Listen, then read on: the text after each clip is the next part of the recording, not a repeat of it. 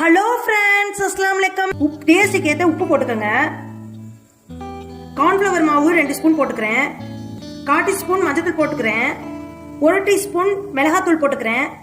இஞ்சி பூண்டு paste 1 spoon போட்டுக்கிறேன். ஹலோ ஃப்ரெண்ட்ஸ், அஸ்ஸலாமு அலைக்கும். டேஸ்ட்டுக்கு ஏற்ற உப்பு போட்டுக்கோங்க.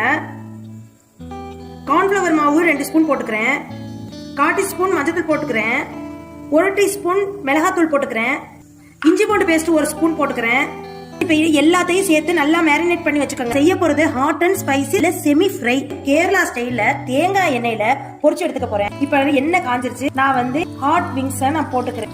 ஃப்ரெண்ட்ஸ், இங்க பாருங்க ஃப்ரெண்ட்ஸ், விங்ஸ் எவ்வளவு ஒரு அருமையா வெந்திருக்குதுன்னு. எல்லா ஸ்பைசிஸ் விங்ஸையும் நான் பொரிச்சு வச்சுட்டு உங்களுக்கு காமிக்கிறேன். பேன் வச்சு அதுல எண்ணெய் கொஞ்சம் ஊத்திக்கங்க. 4 பல்லு பூண்டும் சின்ன துண்டு இஞ்சியையும் சின்ன சின்னதா சாப் பண்ணி வச்சிருக்கேன். அதை எண்ணெயில சேர்த்துக்குவோம். ஒரு பச்சை மிளகாய் நறுக்கி வச்சிருக்கேன், அதையும் சேர்த்துக்குவோம்.